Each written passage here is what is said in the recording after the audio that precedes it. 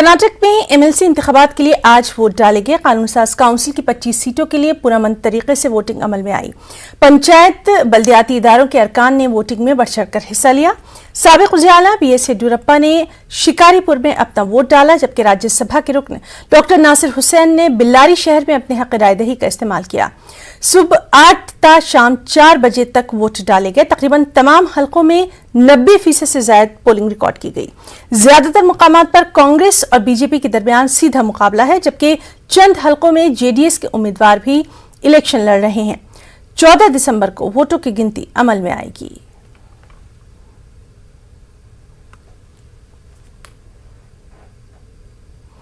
मुबैना तौर पर शौहर की हिरासानी और मजालिम से तंग आकर एक 26 साला खातून ने खुदकुशी कर ली। ये वाकया बेंगलुरु में पेश आया।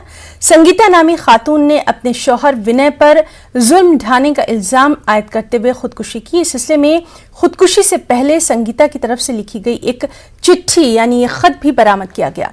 संगीता और विनय एक निजी कंपनी में इंजीनियर की हैसियत से मुलाजिम थे। 4 साल कबल इन दोनों की लव मैरिज हुई थी। अमृतहल्ली पुलिस ने मुकदमा दर्ज करते हुए विनय को गिरफ्तार कर लिया। मामले की तफ्तीश की जा रही है।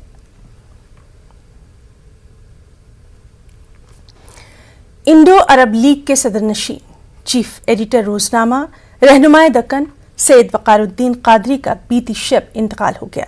वो चंद माह से अलील थे। उन्होंने हैदराबाद के एक निजी अस्पताल में अपनी आखिरी सांस ली। वो 82 बरस के थे। उनकी नमाज जनाजा मक्का मस्जिद हैदराबाद में बाद नमाज जुमा अदा की गई। तदफीन कब्रिस्तान मूसा क़ादरी में अमल में पेश आई। एक खास रिपोर्ट।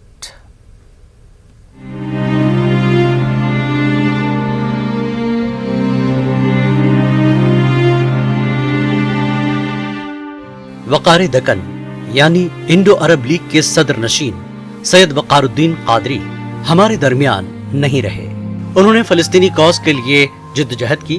वो फ़लस्तीनी कौज़ को हमेशा अहमियत दिया करते थे। सैयद वक़ारुद्दीन को फ़लस्तीन का आला तरीन सिविलियन अवार्ड स्टार ऑफ यरूशलम नजमुल क़ुद्स से भी नवाजा गया था। वो ये अवार्ड हासिल करने वाले पहले हिंदुस्तानी थे। ये एजाज उन्हें फ़लस्तीन के सदर महमूद अब्बास के खुसूसी मुशीर और सुप्रीम जज महमूद सिद्दीक़ी अल-हब्बाश ने अपने हाथों से अता किया था। उन्हें मराकश के उस वक्त के सदर शाह मोहम्मद चाहरुम ने साहिबुल जलाला अवार्ड से भी नवाजा था। फ़लस्तीन की आज़ादी, फ़लस्तीन के मुस्लिमों के आवाज़ और बैतुल मक़दस की आज़ादी के लिए उन्होंने 40 साल मुसलसिल जिद्दोजहद करे और अपने ज़ाती पैसों से अपनी जायदादों को बेचकर उन मासूम फ़लस्तीनियों के ख़िलाफ़ उन्होंने लड़ा। इसीलिए जब हैदराबाद को यासर अरफ़ात साहब यहाँ पर आए, जब हुकूमत फ़लस्तीन बनी, तो यासर अरफ़ात ने इन्हें फ़लस्तीन का बहुत बड़ा अवार्ड से भी इनको नवाजा। उनके बहुत सारे कारनामे हैं। आलमी शख्सियत थी। अर्ज़ दक्कन से उठ के जो मिली मसाइल पर, सारे दुनिया के मिली मसाइल पर जो गुफ्तगू किया, वो सिर्फ महदूद हैदराबाद, तेलंगाना या हिंदुस्तान के लिए नहीं, बल्कि आज आप जायज़ा लीजिए तो इस सबसे कोई एक ऐसा शख्स नज़र नहीं आता हिंदुस्तान के अंदर जो फ़लस्तीनी मुसलमानों के हुकूक़ के लिए अपनी ज़िंदगी को वक्फ़ किया। इसराइल और बैतुल मुक़द्दस की आज़ादी के लिए जिसने अपनी ज़िंदगी को वक्फ़ किया, उसका नाम वक़ारुद्दीन साहब।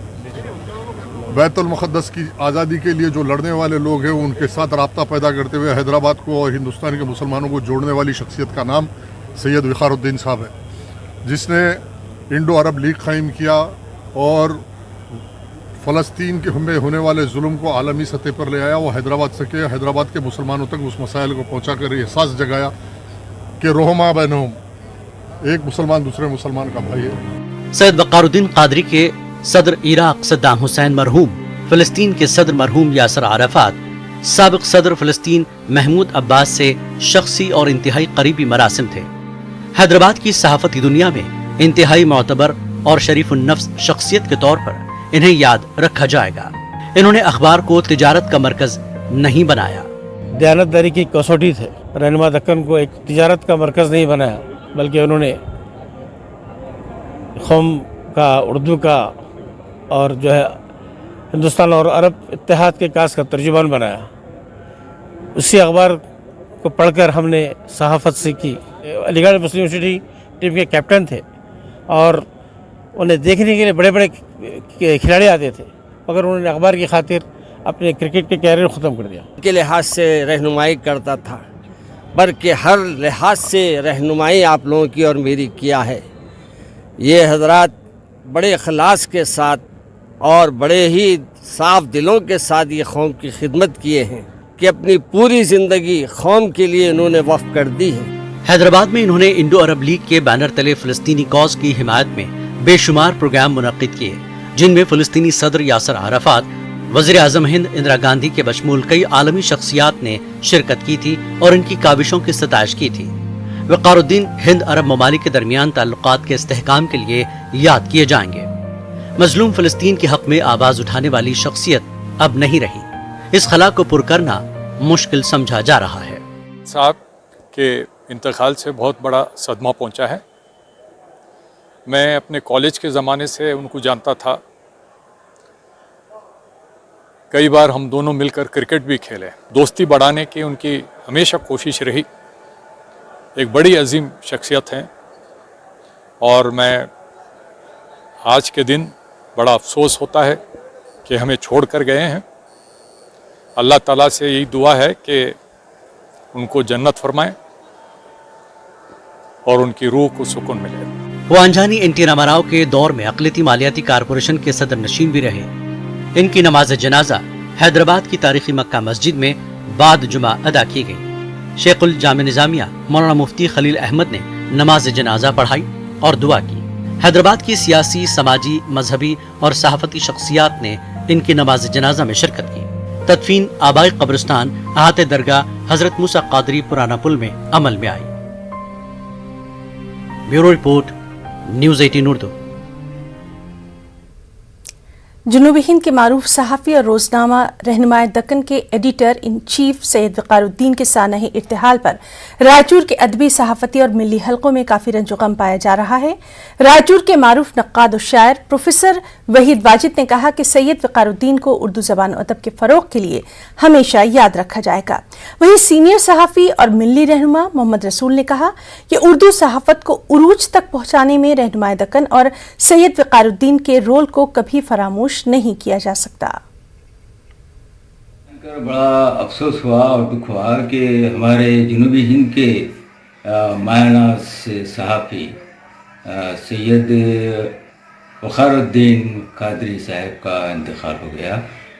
वक़ार पाशा साहब हमारे जनूबी हिंद के एक बेहतरीन सहाफ़ी रहे हैं।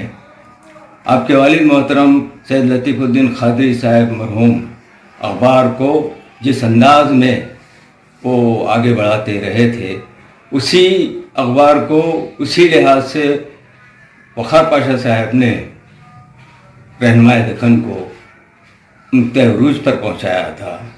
जनाब सैयद वक़ारुद्दीन साहब के इंतकाल से उर्दू सहाफ़त का एक मीनार गिर गया, जिसका हमें बहुत सदमा है। मैं अल्लाह तबारक व तआला से दुआ करता हूँ कि उन्हें करवट करवट जन्नतुल फिरदौस में जगह अता फरमाए। जेडीएस के national general secretary Mohammed Zafarullah Khan ने बेंगलुरु में कर्नाटक रियासती वक्फ बोर्ड के नए चेयरमैन मौलाना शाफ़ई सादी से मुलाकात की। पहली मरतबा वक्फ बोर्ड के चेयरमैन के ओहदे के लिए एक आलिम दीन के इंतखाब पर ज़फ़रुल्लाह खान ने खुशी का इजहार किया। उन्होंने वक्फ इमलाक की हिफाजत और तरक्की के कामों में जेडीएस पार्टी की जानिब से मुकम्मल ताउन फराहम करने का भी भरोसा दिलाया। इस मौके पर ज़फ़रुल्लाह खान ने कहा कि उलमा कराम को सियासत में आना चाहिए ताकि सही मायनों में आवाम की खिदमत हो सके। इस मौके पर मौलाना शाफ़ई सईदी ने कहा कि उनके चेयरमैन बनने के बाद तकरीबन 100 करोड़ की वक्फ जायदाद को नाजायज कब्जे से बचा लिया गया है।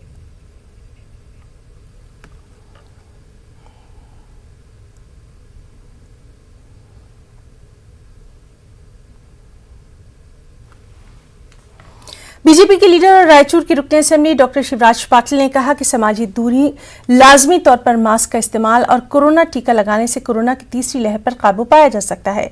साथ ही उन्होंने सोशल मीडिया पर एक वीडियो जारी करते हुए कहा कि हमारे मुल्क में ओमिक्रॉन वेरिएंट दाखिल हो चुका है। कोविड गाइडलाइंस पर अमल करते हुए रायचूर जिले में इसे दाखिल होने से रोका जा सकता है।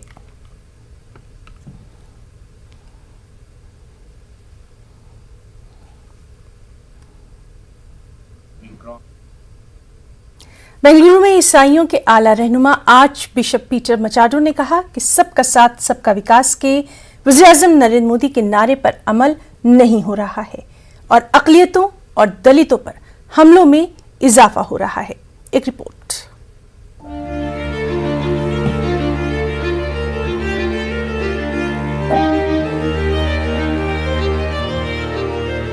ईसाई बिरादरी पर हुए हमलों के सिलसिले में हुकूक इंसानी की तंजीम APCR ने फैक्ट फाइंडिंग रिपोर्ट तैयार की है।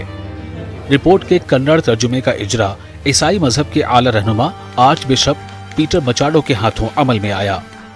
बेंगलुरु के आर्च बिशप ने कहा कि मुल्क में ईसाइयों, मुसलमानों और दलितों पर हो रहे हमलों का सिलसिला बंद होना चाहिए और ये कि मरकजी और रियासती हुकूमतें अक़लियतों का ख्याल रखें।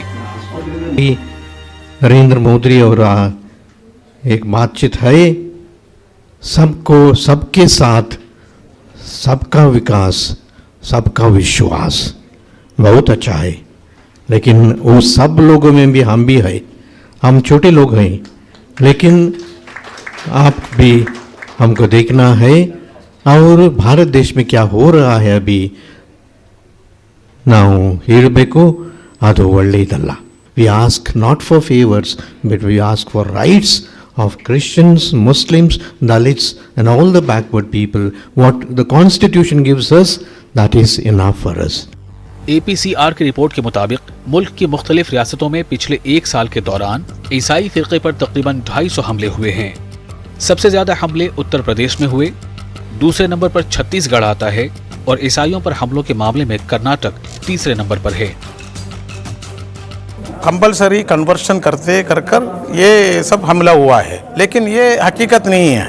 वो तो कुछ भी कन्वर्शन, ये कंपलसरी कन्वर्शन किधर भी नहीं हो रहा है।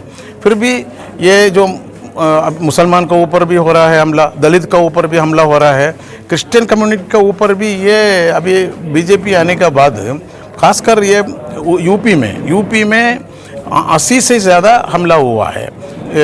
बीजेपी रूलिंग स्टेट्स में हुआ है। यहाँ कर्नाटक में भी बहुत सारे हमले हुआ है। ये उनका ये एलिगेशन क्या है, ये कन्वर्शन कर रहे हैं बोल के उनका एलिगेशन है। तो कन्वर्शन अगेंस्ट कन्वर्शन वो लोग ये अटैक और क्रिश्चियन ऊपर अटैक कर रहा है और क्रिश्चियन का फादरी के ऊपर अटैक कर रहा है। We can have religious freedom of religion भी है, फ्रीडम ऑफ प्रैक्टिसिंग रिलीजन, अलग अलग मज़हब का रिलीजन प्रैक्टिस करने के लिए, प्रीच करने के लिए, उनको प्रमोट करने के लिए हमारा कॉन्स्टिट्यूशन दिया, राइट्स दिया है। APCR ने कर्नाटक की बीजेपी हुकूमत से मुतालबा किया है कि वो तब्दीली मजहब पर रोक लगाने के मुजवजा कानून को वापस ले। मुल्क के दस्तूर में अक़लियतों को फराहम किए गए हुकूक की हिफाजत की जाए। वाज़ेह है कि हाल ही में मुजवजा तब्दीली मजहब कानून के खिलाफ ईसाई तबके ने कर्नाटक के मुख्तलिफ शहरों में एहतजाजी मुजाहरे किए थे। न्यूज़ 18 उर्दू के लिए बेंगलुरु से रऊफ अहमद हल्लूर की रिपोर्ट।